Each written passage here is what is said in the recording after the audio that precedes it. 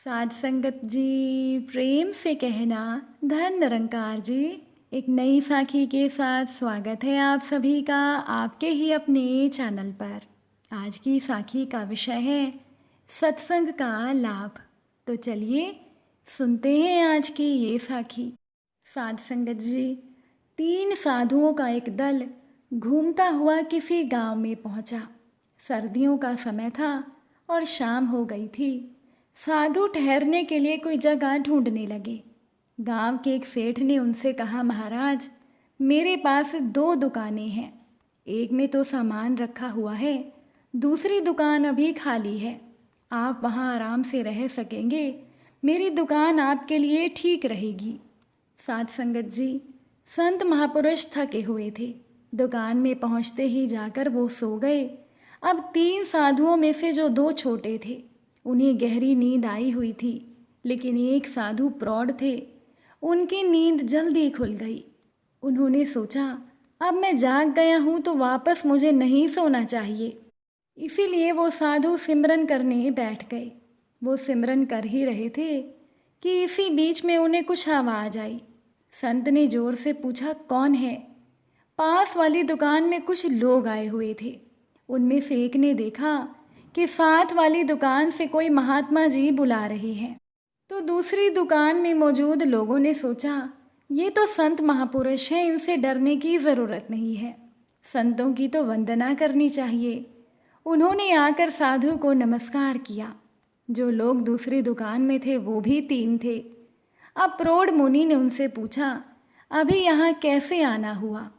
अब उन तीनों में से एक ने कहा, महात्मा जी आप खुद ही सोच लीजिए, इतनी रात में किसी की दुकान में कोई क्या करने आ सकता है? संत ने उनसे कहा, अच्छा तो तुम लोग चोर हो?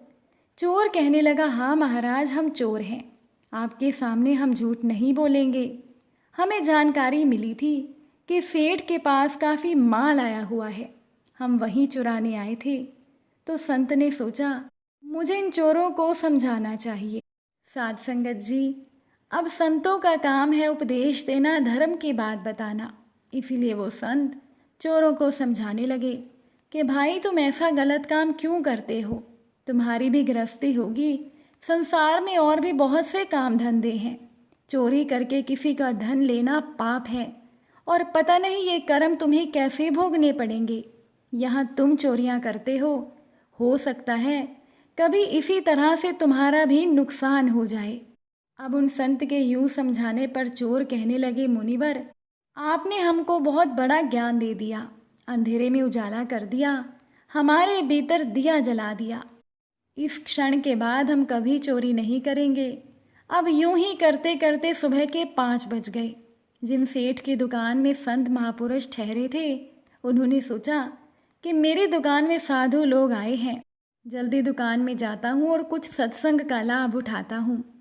वो सेठ जी जब संतों के पास पहुँचे तो उन्होंने देखा कि वहाँ पहले से ही 3 आदमी मौजूद थे। सेठ ने उन तीनों से परिचय पूछा तो उनका मुखिया बोला, सेठ जी हमारा परिचय ये है कि 5 घंटे पहले तो हम चोर थे और हम वर्तमान के अच्छे आदमी हैं। अब चोर की बात सुनते ही एक बार तो सेठ जी घबरा गए, लेकिन चोरों के मुखिया ने सेठ को समझाया, आज संत लोग यहाँ थे इसीलिए आपका माल बच गया, वरना हम तो आपका सारा माल ले जा चुके होते। साध संगत जी, ये सुनते ही सेठ संतों के चरणों में गिर गया और बोला, मुनिवर आप यहाँ विराजे इसीलिए मेरा धन माल बच गया, वरना मैं तो रंक बन जाता। संतों ने कहा, सेठ साहब हमने तो कोई धन माल बचाने की कोशिश की ही नहीं, हमने तो केवल इन चोरों की आत्मा को सुधारने का प्रयास किया। इनके भीतर जो अंधकार है उसमें कुछ उजाला करने का प्रयास किया। वे भव्य आत्माएं हैं, हमारा तत्व ज्ञान या बोध इनके दिल को छू गया और इन्होंने आजीवन चोरी का त्याग कर दिया और प्रासंगिक रूप में तुम्हारा धन भी बच गया। साध संगत जी, संत महापुरुष उजाले का जीवन जीते हैं और गृहस्थ प्राय अंधकार का जीवन जीते हैं। उस अंधकार में प्रकाश करने का काम संत महापुरुष करते हैं। जैसे रात में बिजली जलाकर प्रकाश किया जा सकता है, वैसे ही जीवन में अज्ञान और पाप आदि के अंधकार को ज्ञान और धर्म के प्रकाश से दूर किया जा सकता है, और ऐसा केवल संत महापुरुषों के सत्संग करने से ही हो सकता है। साध संगत जी, सत्संग से, अच्छे संग से साधक को विलक्षण लाभ होता है, और ऐसे ही कुसंग से पतन हो जाता है। इसलिए हर समय सावधानी रखकर कुसंग से बचना चाहिए और हमें सत्संग करना चाहिए। सत्संग से भीतर की गांठ खुल जाती है। सत्संग करने वालों को प्रतिकूल से प्रतिकूल परिस्थिति में भी ज़्यादा दुख नहीं होता।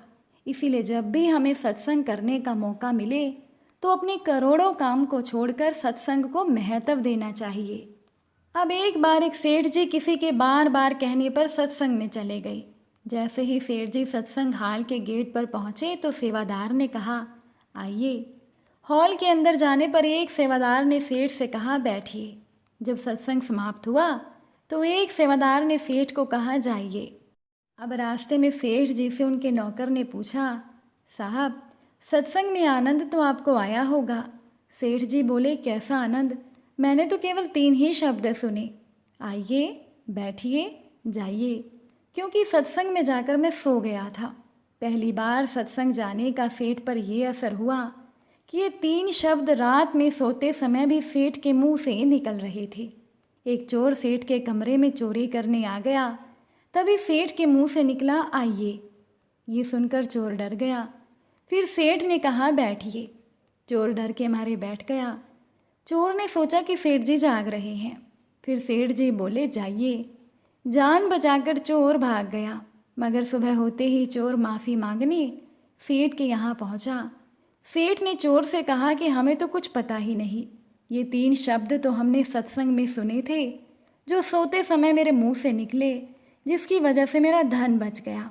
अगर मैं जाग कर पूरे सत्संग का आनंद लेता तो मुझे बहुत कुछ मिल सकता था।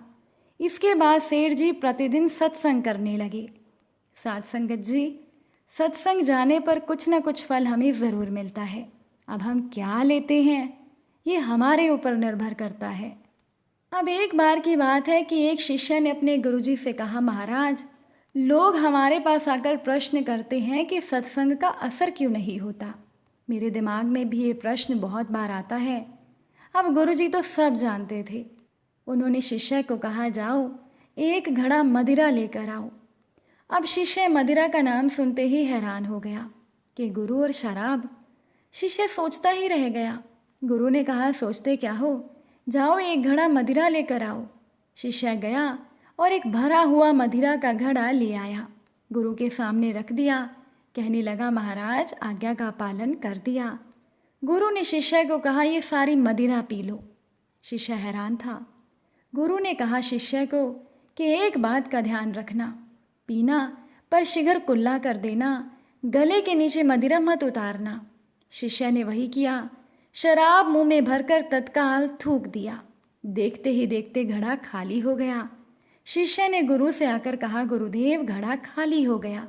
अब गुरु ने शिष्य को कहा, तुझे नशा आया या नहीं? अब शिष्य बोला, गुरुदेव नशा तो बिल्कुल नहीं आया। गुरुजी कहने लगे, अरे मदिरा का पूरा घड़ा खाली कर गए और तुम्हें नशा नहीं चढ़ा? शिष्य बोला, गुरुदेव नशा तो तब आता जब मदिरा मेरे गले से नीचे उतरती। गले के नीचे तो एक बूंद भी नहीं गई, फिर नशा कैसे चढ़ता? फिर गुरुजी बोले, बस फिर सत्संग को भी ऊपर ऊपर से जान लेते हो, सुन लेते हो, गले के नीचे तो उतरता ही नहीं, व्यवहार में आता नहीं तो प्रभाव कैसे पड़ेगा? गुरु के वचन को केवल कानों से नहीं, मन की गहराई से सुनना, एक एक वचन को हृदय में उतारना और उस पर आचरण करना ही गुरु के वचनों का सम्मान है। इसीलिए तो कहा भी गया है, 5 पहर धंधा किया, 3 पहर गए सो, एक घड़ी ना सत्संग किया तो मुक्ति कहाँ से होए। साध संगत जी, सत्संग की बड़ी महिमा है। जब भी मौका मिले सत्संग का लाभ ज़रूर लेना चाहिए। एक बार की बात है कि देवऋषि नारद भगवान विष्णु के पास गए और उनसे कहने लगे, प्रभु मुझे सत्संग की महिमा सुनाइए। भगवान मुस्कुराते हुए बोले, नारद तुम यहाँ से आगे जाओ, एक इमली के पेड़ पर तुम्हें एक रंगीन प्राणी मिलेगा। वो सत्संग की महिमा जानता है, वो तुम्हें समझाएगा। अब नारद जी खुशी खुशी इमली के पेड़ के पास गए और वहाँ पर बैठे प्राणी गिरगिट से बातें करने लगे। अब नारद जी ने गिरगिट से कहा, सत्संग की महिमा बताइए।